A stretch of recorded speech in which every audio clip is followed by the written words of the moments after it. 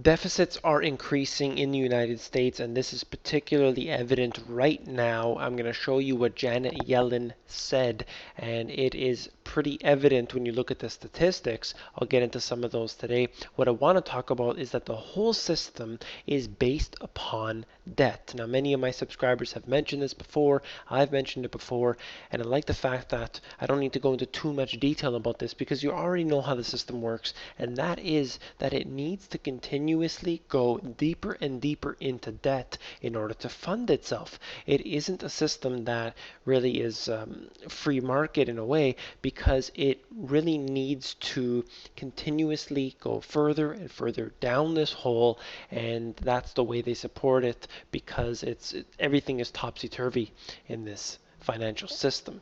And here we have Janet Yellen actually saying that she's not really sure how to label this economy and the financial system, saying that there is some growing inequality that's happening, and she's concerned about it. So let's see what Senator Bernie Sanders said. Are we still in a capitalist democracy, or have we gone into an oligarchic form of society in which incredible economic and political power now rests with the billionaire class? This is something that I have said countless and talked about it in my book. How many times do I have to continuously mention this on the videos here? And now it's being said publicly. I'm glad it's finally making its way more into the mainstream. However, Bernie Sanders really brought this up to somebody who knows exactly what's going on. I'm just hoping that it gets more public attention.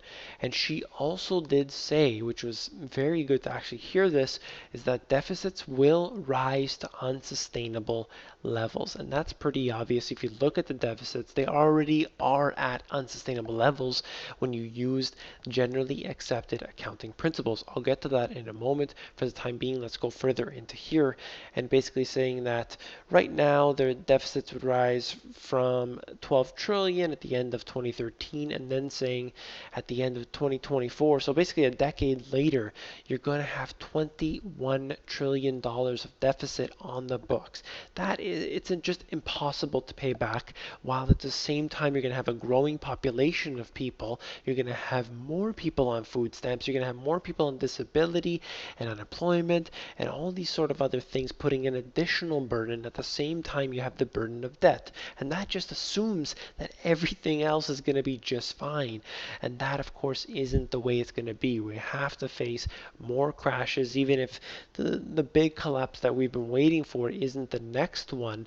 This really has to take effect at some point in the economy. The stock market is doing well at this point, and there are other factors that have been doing well, but ultimately we're going to be facing something big, and that of course is going to run up the deficits more when they do more bailouts and bail-ins and all this sort of schemes that they like to play.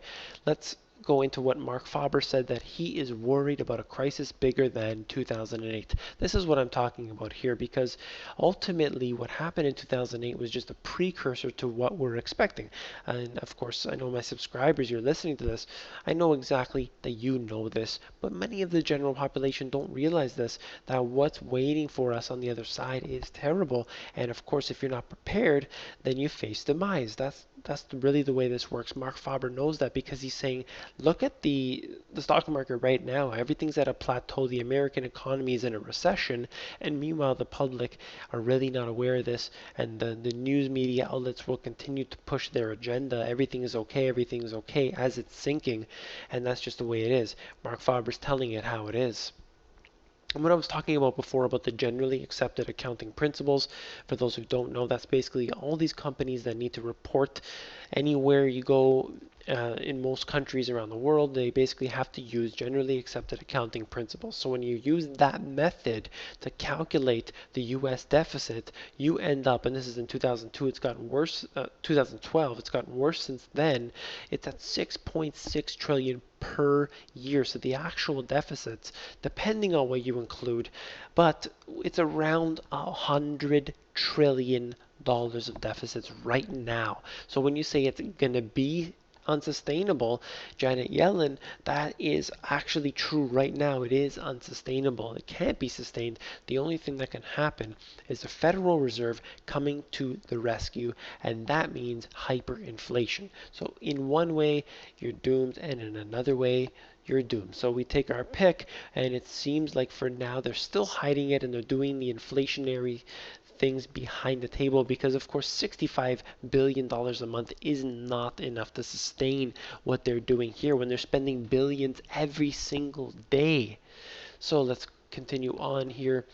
And it really doesn't matter if there is debt being created or if there isn't being created, because when the Emperor Obama states that the raising the debt ceiling doesn't increase the debt, you know that you have this Orwellian nightmare that is really infecting the lives and the minds of the people, and they believe anything that's put in front of them. As long as that Obama's saying this, the spokesman for the New World Order, if he's out there saying this, then everyone's gonna believe it. That's just the way it is. So, let's just read this title here. It's pretty telling. Raising the debt ceiling does not increase our debt, though it has over 100 times. And that is just goes to show you right there how foolish the people are, and they're going to keep their money in this system, and they're going to be facing demise. They're going to be slaughtered.